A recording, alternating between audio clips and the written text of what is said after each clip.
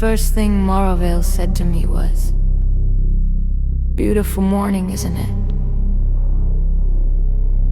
The man who said it was standing beneath a yellow street lamp at 8:20 in the morning. Above him, the sky was completely black. Not cloudy, not dark blue. Black. There were no stars, no moon, and no faint glow behind the mountains. It looked as though someone had painted over the sky. I had come to Morrowvale because of a handwritten letter delivered to my office 3 days earlier. There was no return address. Only one sentence. The sun has been gone for 43 days.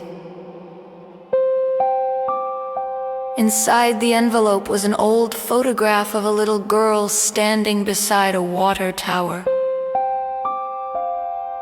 Someone had scratched away the girl's face.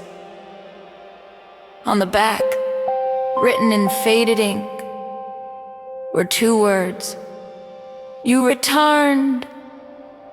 Morrowvale was a northern mining town surrounded by pine forest and frozen hills. According to official reports, a rare atmospheric formation had blocked direct sunlight for more than 6 weeks. Meteorologists called it a stationary cloud inversion. Satellite images showed nothing unusual. The road into town was dry, but frost covered every roof. Streetlights burned along the empty sidewalks. Stores were open. A school bus collected children. People carried coffee, delivered newspapers, and wished each other a pleasant, sunny morning. No one looked upward. At the Morrowvale Hotel, the owner handed me a brass key and a folded card. "Welcome to Morrowvale. For your safety and comfort, do not photograph the sky. Do not use the word night in public. Do not look toward the old water tower after midnight. Do not ask why there are no birds. I looked through the hotel window. The streets were silent. There were no pigeons on the roofs, no crows on the telephone wires. Not even insects moved around the streetlights. Are these rules serious? I asked. The hotel owner smiled without showing her teeth. We prefer traditions. What happened to the birds? Her smile disappeared. From somewhere above us came a soft metallic sound. 3 slow knocks.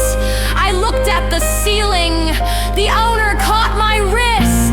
"There is no room above yours," she said. The knocking came again. This time a child's voice whispered through the ceiling, "Emma?" I had not told anyone in Morrowvale my name. Then every street light outside went dark. For 3 seconds the town disappeared. And in the black window, behind my reflection, I saw something enormous open its eye.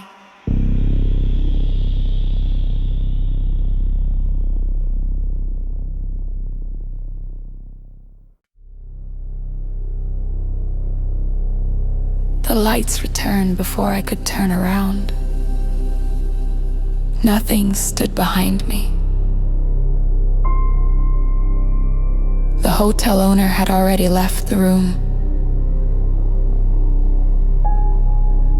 I locked the door and examined the photograph from the envelope. The water tower was taller than I had first realized. Its rusted tank rose above the town like a black head on a narrow metal body. Behind the little girl, the sky was bright. But the sun was wrong. It was not a circle. It had an iris. I told myself the image was damaged. At 10 the next morning, or what the town called morning, I interviewed Mayor Harlan Voss. His office contained 6 clocks. Every one showed a different time. The darkness is temporary, he told me. Then why has the town created rules around it? To prevent panic. Why can't people photograph the sky? Electronic sensors react badly to the atmospheric field. Why can't anyone say the word night? Mayor Voss leaned forward. Because it is not night. Outside his window, the black sky pressed against the glass. It is 9:47 in the morning, he continued. Words matter here. Miss Vale, people behave according to the world they describe. And if they describe the wrong world, sometimes the world listens. Before I left, he asked where I had been born. Portland, I said. It was the answer printed on every official document I owned. The mayor looked disappointed. At the town diner, every table was occupied. The customers spoke loudly about the beautiful weather. A recorded bird song played through speakers in the ceiling. No one seemed to notice that the same 6 seconds repeated again and again.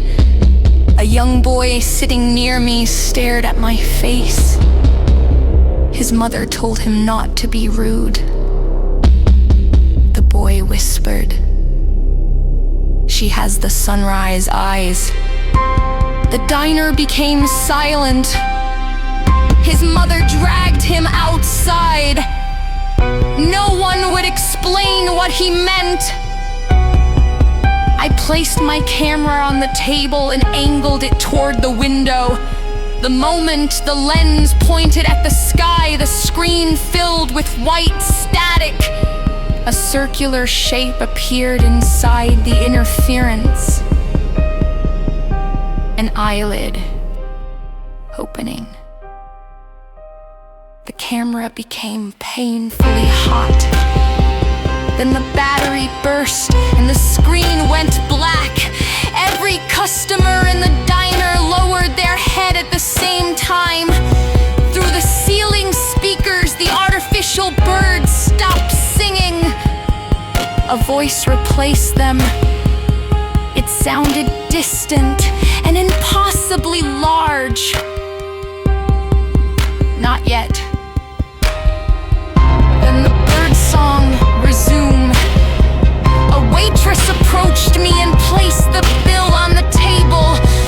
Written beneath the total were 4 words.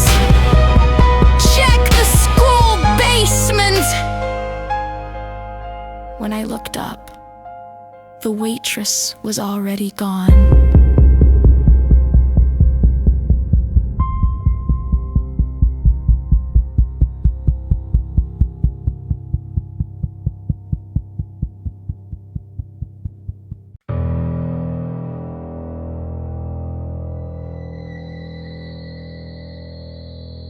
Morrowvale Elementary School had no windows. The original windows had been covered with steel panels painted yellow. Inside, fluorescent lights created the pale imitation of daylight. The principal refused to speak with me. A history teacher named Noah Reed found me near the exit. He was around my age with tired eyes and a scar across his left hand. "You should leave town," he said. "Did you write the message at the diner?" "No." "Do you know who did?" He glanced at the security camera above us. "Everyone here knows something. No one knows all of it." Noah led me into a maintenance corridor and down a locked staircase. The basement walls were covered with children's drawings, hundreds of them. Every picture showed the same town beneath a black sky. Every picture contained the water tower. And above the tower where the sun should have been, the children had drawn a giant eye. In some pictures, golden lines descended from it like sunlight. Tiny human figures were walking upward along the beams. In others, the eye had long, pale fingers reaching through the clouds. One drawing showed a woman standing beneath the tower. Light poured from her eyes. The woman looked like me. "Why are these down here?" I asked. The children started drawing them 43 days ago. The day the sun disappeared. Noah nodded.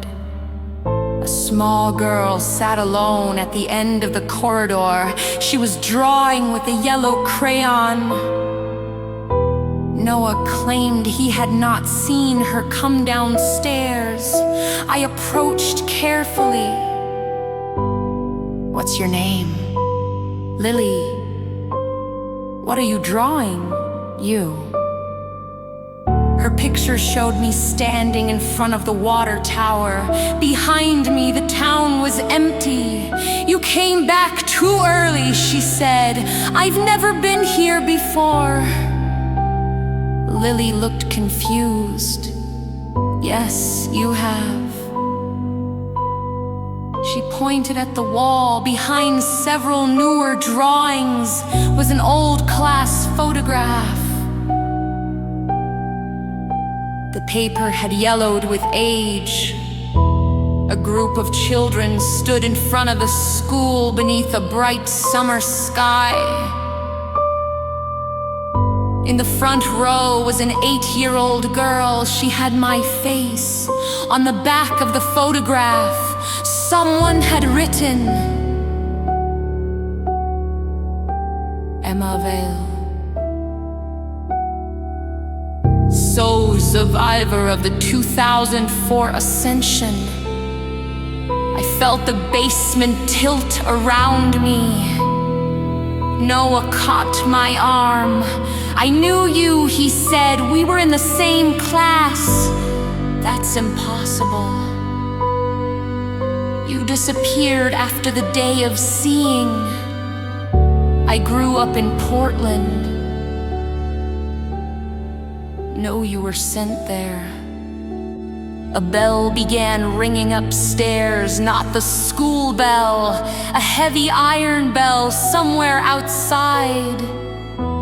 The children's drawings fluttered against the walls. Lily covered her eyes.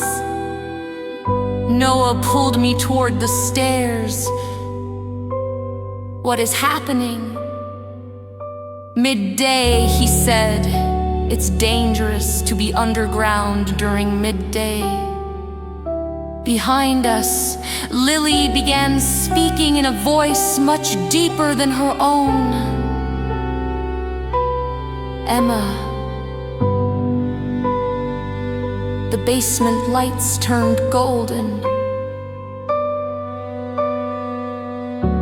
It remembers your eyes.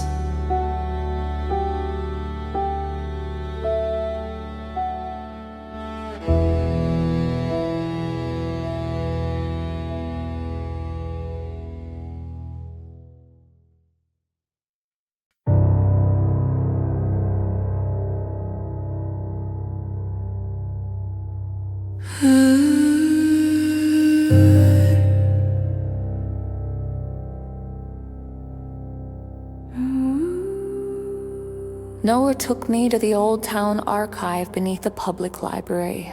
The records proved that I had lived in Morrowvale until I was 8 years old.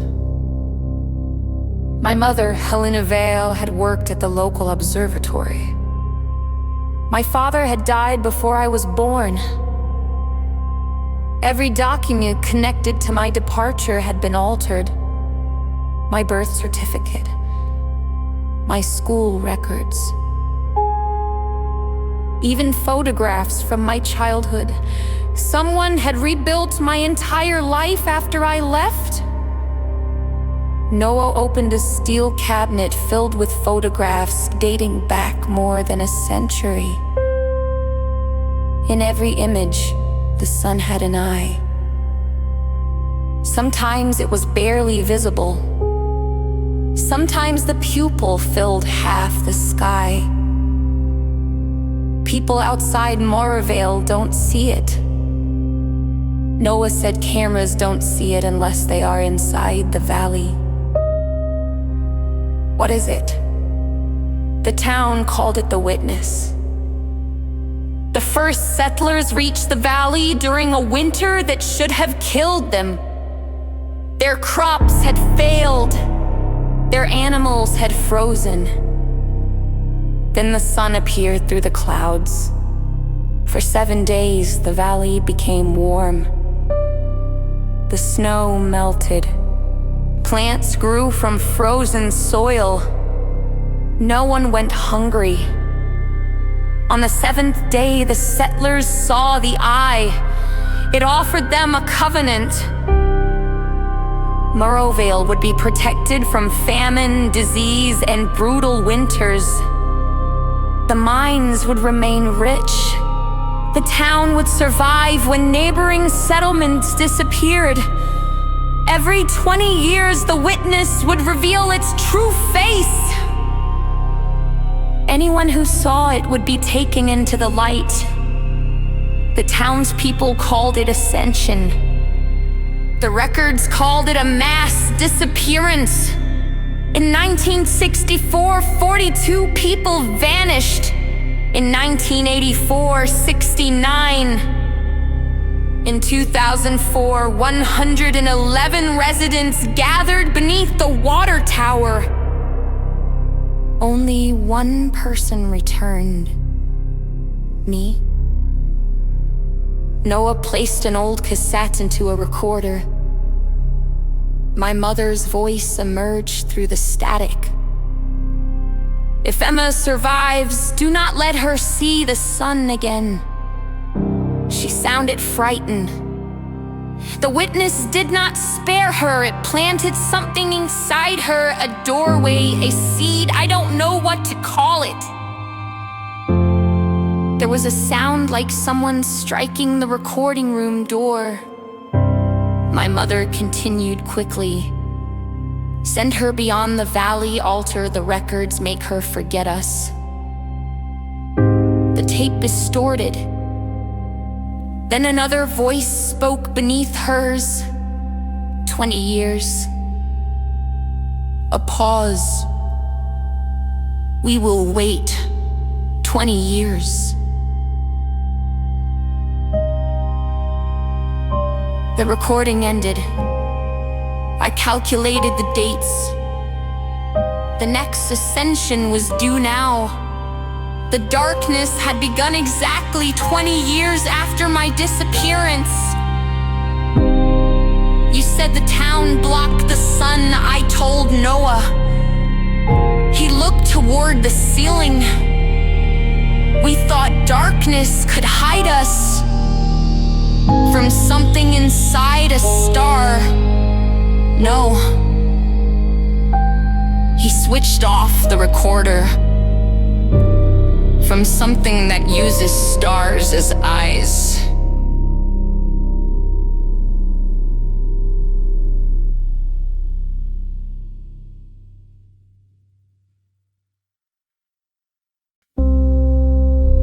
The old water tower was not a water tower. Not anymore.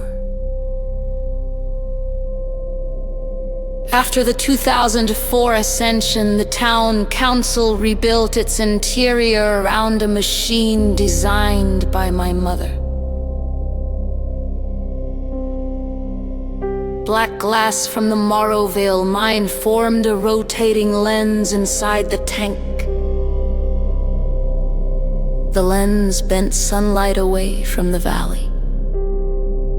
For 20 years, the town had prepared to activate it.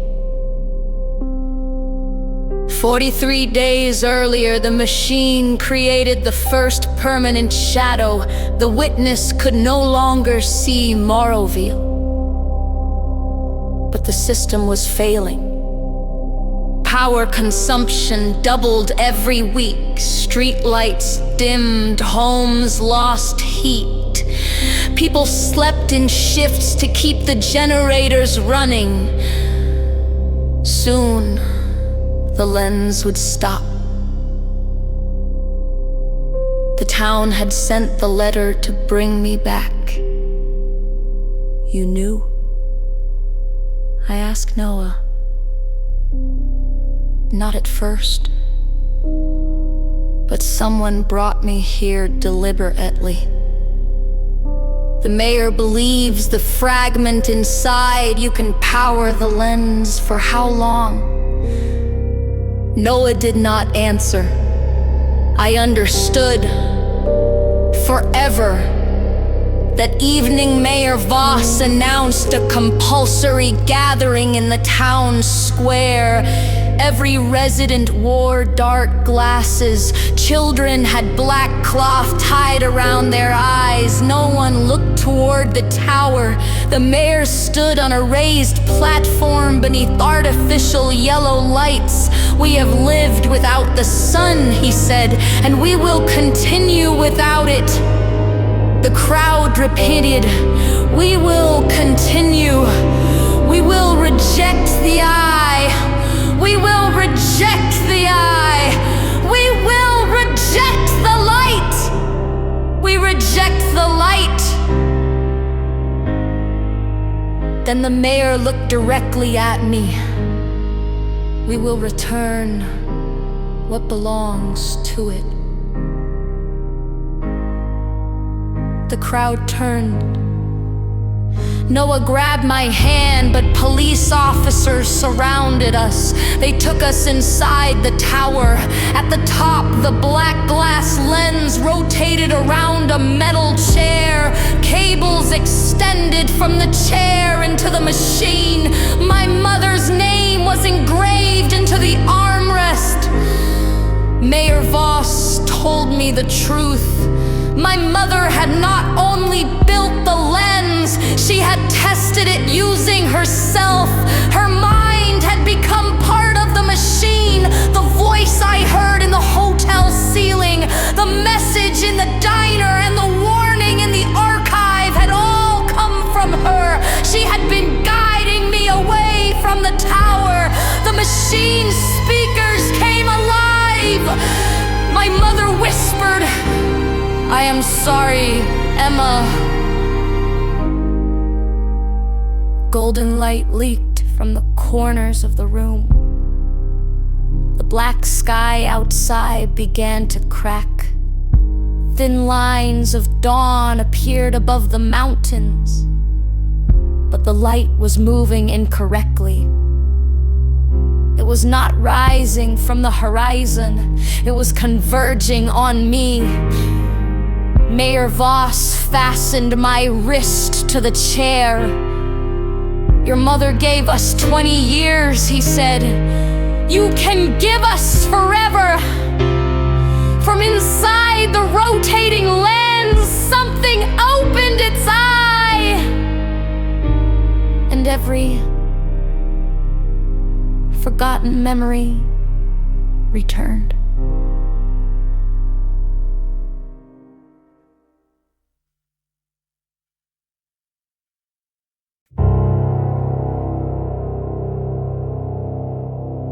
I remembered standing beneath the tower when I was 8. Hundreds of adults surrounded me, staring upward. The sun had opened. Inside it was not fire, it was depth. An endless golden interior filled with shapes moving behind layers of light. The witness was not one creature. It was a place, a world hidden inside every star. Long, pale figures descended along the sunlight. They did not walk. The light carried them. People around me smiled as they disappeared into the brightness. My mother covered my eyes, but I looked through her fingers.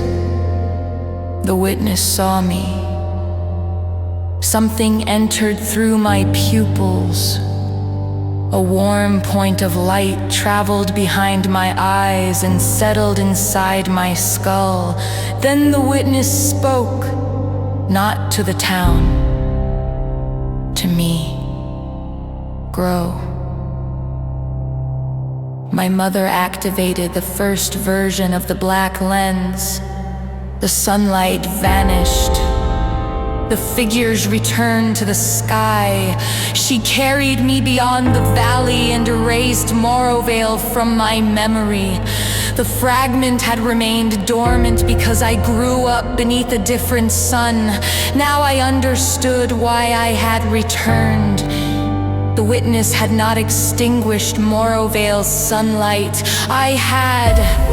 The fragment inside me had awakened when I received the photograph. It had reached toward the town. The black lens was not keeping the witness out. It was keeping me closed. Mayor Voss activated the chair. Cold electricity moved through my body. The machine began pulling the golden fragment from behind my eyes. For a moment, the darkness outside deepened.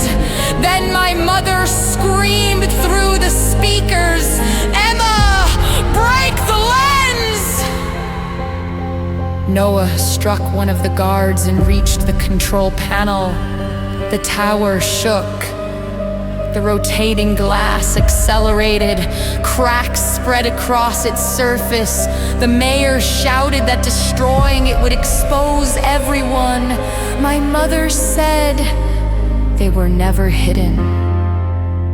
A beam of golden light cut through the room. It passed over Mayor Voss. His dark glasses became transparent. In their reflection, the sun was already watching. The people of Morrowvale had spent 43 days pretending the darkness protected them. But the witness did not need sunlight to see. It saw through memory, through photographs, through every person who still remembered the shape of the sun. I tore my hand free and grabbed the emergency lever. Noah shouted my name.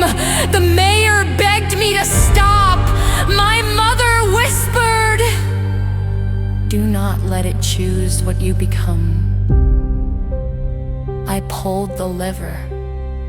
The black lens shattered, and for the first time in 43 days, the sun rose over Morrowvale.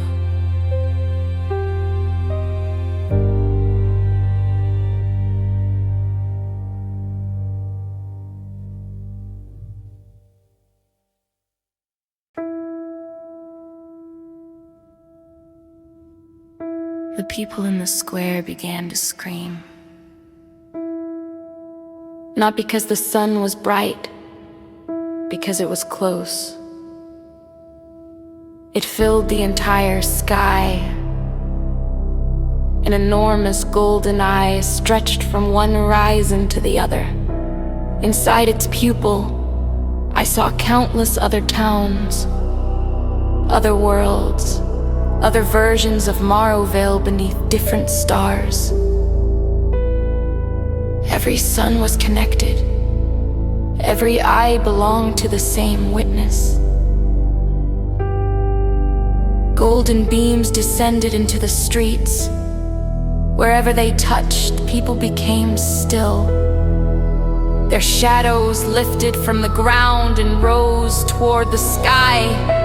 No blood, no bodies, only empty clothing beneath columns of warm light. Noah pulled me down the tower stairs. Behind us, Mayor Voss stood before the broken lens. He looked upward. For the first time, he smiled honestly. "I knew it was beautiful," he said. Then the light carried his shadow away. We reached the edge of town before the sun became small again.